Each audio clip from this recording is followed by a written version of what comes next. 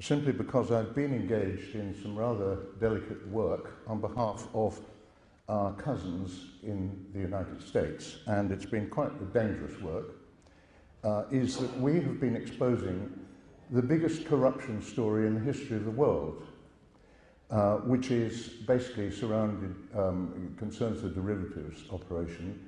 All derivatives are fraudulent finance activity. The United States moved this week onto the Basel II norms, which means that all off-balance sheet transactions are illegal, and which means that the entire derivatives sector is worth zilch. Now, the reason that the pound in your pocket is a piddly little coin, which you can't even buy the Daily Telegraph with, is precisely because this leveraging and hypothecation and fraudulent finance activity has been taking place. Now, it was originated in the bowels of what I call the US intelligence power, and the proxy name for that is the CIA, but actually we're referring to 16, possibly 18 agencies which are subsidiary to the CIA, including the FBI. The brains behind this is Dr. Henry Kissinger, also known as Heinz. He's a triple agent. His Soviet code name is BOR, quite well known. We don't know what his pan-German code name is. We did not win the war. What happened was we finished Hitler off. We personalized the war, so we thought that when Hitler ceased to exist, Austin, at the Wannsee conference, the Nazi intelligentsia realized that there must be a 50-50 chance that the Germans would lose the war. And so what they did was they exported their big brains to Madrid. And in 1942, they set up what they called the German Geopolitical Center. Now, the German Geopolitical Center did nothing but think about what would happen if Germany didn't succeed in taking over Europe.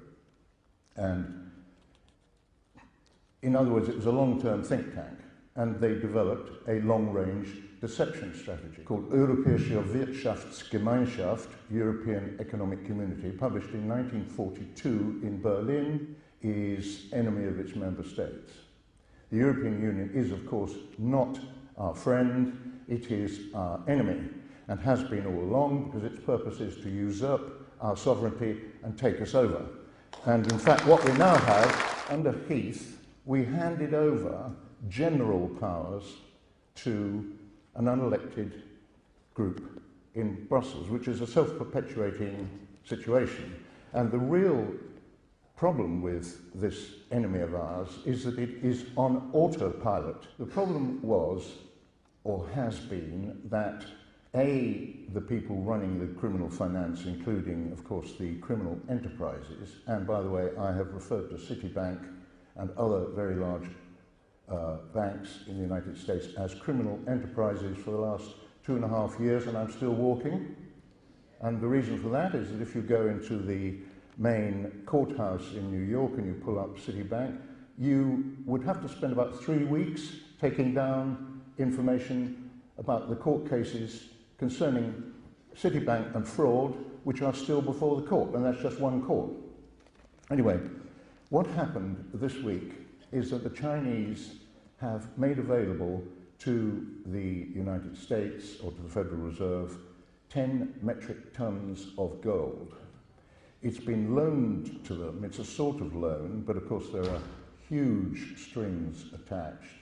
And it's no coincidence that Hillary Clinton, who is up to her neck in this corruption, as you will know from the Clinton background. In fact, what we're talking about is a two-pronged attack on the main enemy.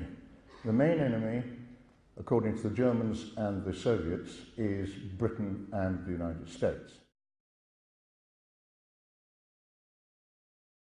I'm going to have to make a very big apology to my noble friend, the noble Lord Sassoon, because I'm about to raise a subject which I shouldn't raise, and which is going to be one which I think is now time to put on a higher awareness, and to explain to the House as a whole, as I don't think they have any knowledge of. I'm sorry the Noble Lord Strathclyde is not with us at the moment, because this deeply concerns him also. But for the last 20 weeks, since yesterday afternoon, I have been engaged in a very strange dialogue with the two noble lords, in the course of which I've been trying to bring to their attention the willing availability of a strange organisation which wishes to make a great deal of money available to assist the recovery of the economy in this country. For want of a better description of their name, I'll call them Foundation X. It's not their real name, but it'll do for the moment. Foundation X was introduced to me 20 weeks ago last week by a very eminent city firm, FSA controlled, by its chairman who came to me, and its chairman said, we have this extraordinary request to assist in doing this major financial reconstruction. It's mega bucks, but we need your help to assist us in understanding whether this business is legitimate. I had the biggest put down of my life from the Noble Lord Strathclyde when I told him this story first of all. He said, why you? You're not important enough to have the answer to a question like that. And he's quite right. My noble lord, I'm not important enough, but the answer to the next question was, you haven't got the experience for it. Yes, I do. I have had one of the biggest experiences in the laundry of terrorist money and of funny money that anybody's had in the city. I've handled billions of terrorist money. Not into my pocket. The biggest terrorist client I had was the IRA, and I'm pleased to say that I managed to write off more than £1 billion of their money. I've also had extensive connections with North African terrorists, but that's of a far nastier nature, and I don't want to talk about that because that's still a security issue. I would also hasten to add, it's no use getting the police in for me, because I shall immediately call the Bank of England as my defence witness, as they put me in to deal with these problems. So the point is that I was, in the course of doing this very strange activity, I got a very interesting set of phone numbers and references which I could go to for help when I needed it. And so people in the city have known that if they want to check out anything that looks at all odd, they can come to me and I can press a few phone numbers and get a reference. And so they came to me and asked me whether I would get them a reference and a clearance on Foundation X. And for 20 weeks I've been endeavouring to do so. I myself have come to the absolute conclusion that they are completely genuine and sincere, and that they are quite directly wishing to make the United Kingdom one of the principal points for which they will use to disseminate their extraordinary great wealth into the world at this present moment as part of an attempt to seek the economic recovery of the global economy. And so I made the phone call to my noble friend Lord Strathclyde on a Sunday afternoon. I think he was sitting on his lawn, poor man. And he did the quickest ball pass I've ever seen. If England can do anything like it at Twickenham on such Saturday, we have a chance against the All Blacks. And the next thing I knew, I'd got the noble Lord Sassoon on the phone instead. And he, from the outset, took the quite right, proper defensive attitude of total scepticism and said, this possibly can't be right. In the course of the following weeks, I had, first of all, the noble Lord Sassoon said, go and talk to the Bank of England. So I phoned the governor of the Bank of England and said, could he please check this out for me?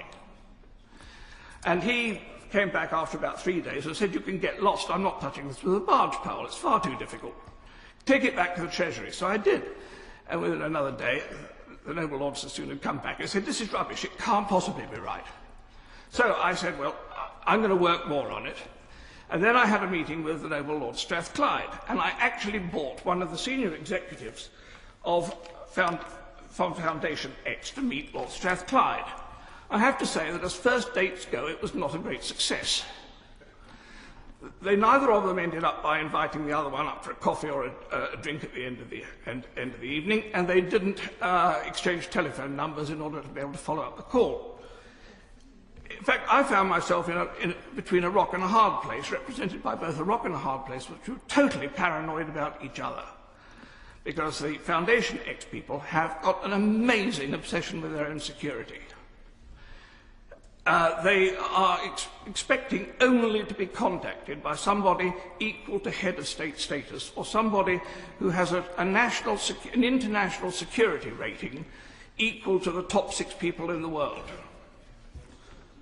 And this is such a strange situation. So both the noble Lord Sassoon and the noble Lord Strathclyde both came up with what should have been an absolute killer argument as to why this could not be true and we should forget it. Noble Lord Sassoon's argument first was that these people were offering evidence, or they claimed evidence, that they had lodged £5 billion with British banks last year. And they gave dates and they gave transfer dates and the details of these transfers. And as Noble Lord Sassoon said, if that was true, it would stick out like a sore thumb. You couldn't have £5 billion popping out of a bank account without it disrupting the balance sheet completely. But I remember that about the same time that those transfers were being made, the Noble Lord Miners was indulging in his game of rearranging the deck chairs on the Titanic of the British banking community. And if he had had 3 banks at that time, which had had, say, a deficiency of £1.5 billion each, then you'd pretty well have absorbed the entire £5 billion, and you wouldn't have the sore sum stick out on this at that time, because you'd have put £1.5 billion into each of 3 banks, and you'd have lost the lot, or absorbed the lot. That would be a logical explanation. I don't know. Noble Lord Strathclyde came up with a much different argument. He said, this cannot be right. This cannot be right, because these people said at the meeting with him that they were still effectively on the gold standard from back in the 1920s, and that their entire currency holdings throughout the world, which were very large, were backed by bullion. And the Noble Lord Strathclyde came back and said to me, he's had analysts working on it, and this has to be stuff and nonsense, because he said they had come up with a figure for the amount of bullion that would be needed to cover their currency reserves as claimed, which would be more than the entire value of bullion that had ever been mined in the history of the world. I'm sorry, but the Noble Lord Strathclyde is wrong. His analysts are wrong, because what he had done was he had tapped into the sources which are available, and there is only one definitive source for the amount of bullion that has ever been taken from the Earth's crust, and that was a National Geographic magazine article 12 years ago. And whatever figure it was that they quoted was then quoted again by 6 other sites on the internet, on Google, and so everybody's quoting one original source, and there is no other confirming authority. But if you tack into the Vatican accounts of the Vatican Bank, you come up with a claim of total bullion. The Noble Lord is into his 15th minute. I wonder if he could draw his remarks to a conclusion.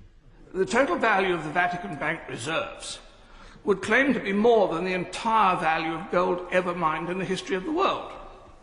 Now, my point on all of this is that we have not proven any of this. Foundation X are saying at this present moment that they are prepared to put up the entire £5 billion for the funding and creation of the 3i recreation. The British government can have the entire independent management and control of it. They don't want anything to do with it. There will be no interest charged. And by the way, if the British government would like it as well, if it will help, they will be prepared to put up money for funding hospitals, schools, the building of Crossrail immediately with 17 billion transfer by Christmas if requested, and all these other things. These things can be done if wished, but we have to have a senior member of the government has to accept the invitation to a phone call to the chairman of the company concerned, Foundation X, and then we can get into business. And all I'm asking is that this is too big an issue. I'm just an aging, obsessive old peer, and I'm easily dispensable, but getting to the truth is not, and we need to know what really is happening here. My lords, we must find out the truth of this situation.